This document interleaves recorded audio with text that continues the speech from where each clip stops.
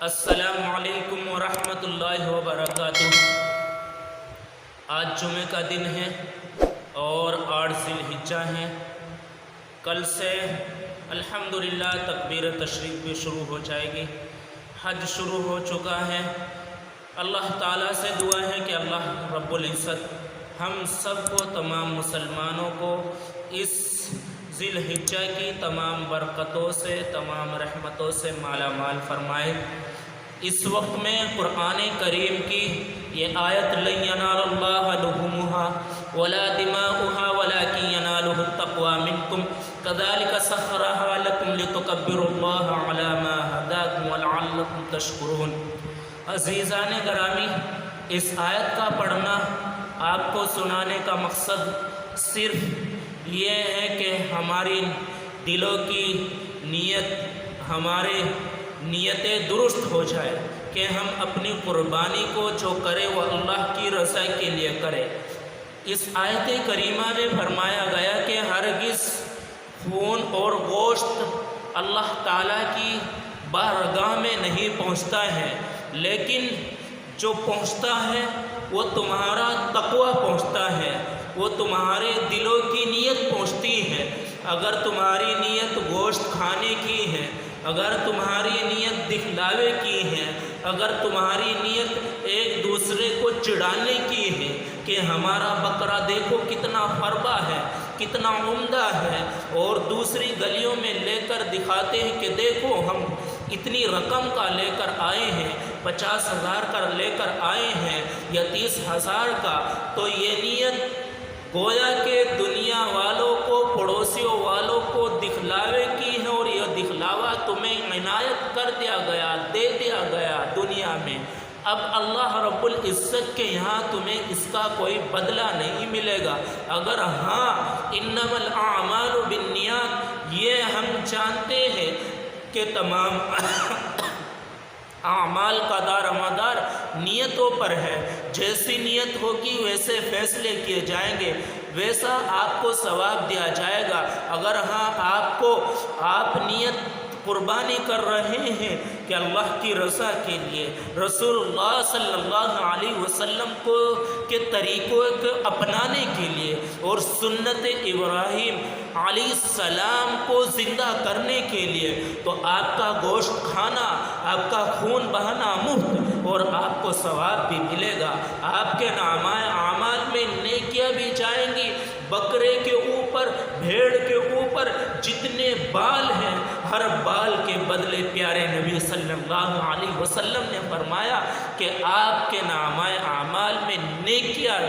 درج کر دی جائیں گی، داخل کر دی جائیں گی، بشرطے کہ ہم اپنی نیتوں کو درست کریں۔ وَلَعَلَّكُمْ تَتَّقُونَ، کہ تمہارے تقوی کو دیکھا جائے گا تاکہ تم اللہ تعالیٰ کی نعمتوں کا شکر ادا کرو۔ فرمایا وَلَعَلَّكُمْ تَشْكُرُونَ، کہ تم اللہ تعالیٰ کی نعمت کا، اللہ تعالیٰ کا شکر ادا کرو، اور اللہ رب العزت کا ہر حال میں، ہر گھڑی میں، خوشی میں، غمی میں،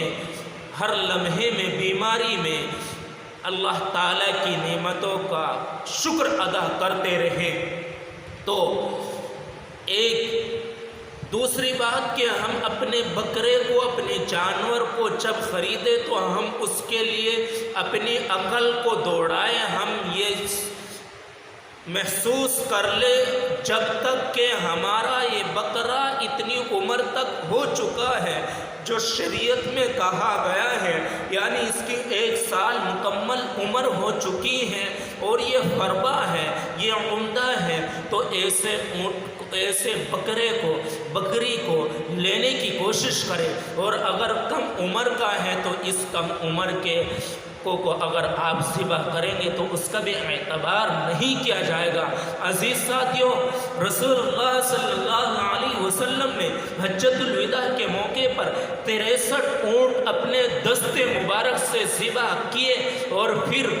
آپ نے کچھ حضرت علی رضی اللہ تعالیٰ عنہ کو دیے، انہوں نے باقی کو ذبح کیا، یعنی آپ نے 100 اونٹوں کو قربان کیا تھا، اور آپ نے فرمایا کہ قربانی کے ایام میں کوئی عمل ایسا نہیں ہے کہ جو اس سے خون سے بڑھ کر ہو، یعنی اللہ تعالیٰ کی راہ میں خون بہانے سے بڑھ کر کوئی عمل ایسا نہیں ہے۔ تو اس عمل کو جب کرے اور خون بہے اللہ تعالیٰ کی راہ میں، تو ہم اپنی نیتوں کو درست کریں۔ اور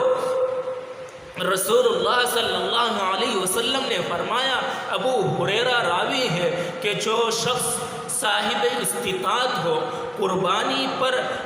وہ قدرت رکھتا ہو اور باوجود وہ پھر بھی قربانی نہ کرے، تو میرا عزیز ساتھیو، رسول اللہ صلی اللہ علیہ وسلم نے فرمایا کہ اس کو چاہیے کہ وہ ہماری عیدگاہ تک داخل نہ ہو، عیدگاہ میں نہ آؤ۔ تو غور کیجئے، ذرا اندازہ لگائیے کہ اللہ کے نبی صلی اللہ علیہ وسلم نے کس طریقے سے تاکید فرمائی ہے، کس طریقے سے گویا امت محمد صلی اللہ علیہ وسلم کو اس کا سبق، اس کا درس اور اس کی تعلیم دی ہے کہ وہ صاحب استطاعت کو قربانی کرنا واجب ہے، کہ جس پر قربانی واجب ہو گئی ہو، جو صاحب استطاعت ہو گیا ہو، جو صاحب نصاب ہو گیا ہو۔ اور فرمایا کہ اس قربانی کے جانوروں کی کھالوں کو، اس کو مدارس میں اور مکاتب میں اور غریب طلباء کو دیا جائے، اور غریبوں کی، محتاجوں کی، بے کسوں کی، بے سہاروں کی اپنے اس قربانی کے گوشت سے ان کے گھروں میں پہنچایا جائے، تاکہ وہ کھائے اور کھانے کے بعد وہ مسکرائے۔ اور وہ مسکرانا اللہ رب العزت کو اتنا پسند آتا ہے کہ اس کے مسکرانے سے جب دعائیں نکلتی ہیں، جب اس کے مسکرانے سے وہ آہ نکلتی ہے، جب اس کے مسکرانے سے وہ خوشیاں نکلتی ہیں، تو اللہ تعالیٰ بھی اس قربانی کرنے والے سے خوش ہو جاتے ہیں۔ فرماتے ہیں کہ تم نے میرے مجبور بندے کا سہارا لگایا ہے، تم نے اس کو خوش کیا ہے، تم نے اس کے گھر میں وہ روشن کیا ہے، تم نے اس کے گھر میں چولہے کو چلایا ہے، اور تم نے اس کی خوشیوں میں اپنے ہاتھ کو بڑھایا ہے۔ جا تو میرے سے خوش اور میں تیرے سے خوش۔ اللہ رب العزت اس بندے سے، اس انسان سے، اس مسلمان سے خوش ہو جاتے ہیں۔ میرا عزیز ساتھیوں، ہم اپنے آس پاس میں، اپنے پڑوس میں، اپنے قریب میں، اپنے رشتہ داروں میں اور بیواؤں کو، یتیموں کا خیال رکھیں، اور اپنے گوشت کے ہو سکتا ہے تو 3 حصے کر لیے جائے، یتیموں کے لیے اور رشتہ داروں کے لیے اور اپنے لیے بھی پورا استعمال کر سکتے ہیں گوشت، بشرطے کہ اگر ضرورت پوری نہ ہو سکتی ہو، یعنی اگر ہم تقسیم کریں گے تو ہماری ضرورت میں کمی رہ جائے گی، تو اس وقت میں ہم خود بھی استعمال کر سکتے ہیں۔ لیکن عزیز ساتھیوں، اگر ہماری ضرورت پوری ہونے کے باوجود ہمارا فریجوں میں لگانے کا مقصد ہو کہ کھاتے رہیں گے 10 دنوں تک، 15 دنوں تک، تو اس سے بہتر یہ ہے، رکھ سکتے ہیں، کھا سکتے ہیں 10 دن کے لیے بھی، 15 دن کے لیے بھی، 5 دن کے لیے بھی، لیکن اس سے بہتر یہ ہے کہ ہم اپنے آس پاس میں ان بے کسوں کو، جن کے گھروں میں پورے سال تک وہ گوشت نہیں چڑھتا ہے، تو آج قربانی کے دنوں میں، تیوہار کے دنوں میں ان کو بھی اپنے ساتھ خوشیوں میں شامل کر لے، اور اللہ رب العزت کی اداؤں پر اور رسول اللہ صلی اللہ علیہ وسلم کی تعلیمات پر، سنت ابراہیم پر ہم فدا رہیں، اور ہر وقت میں،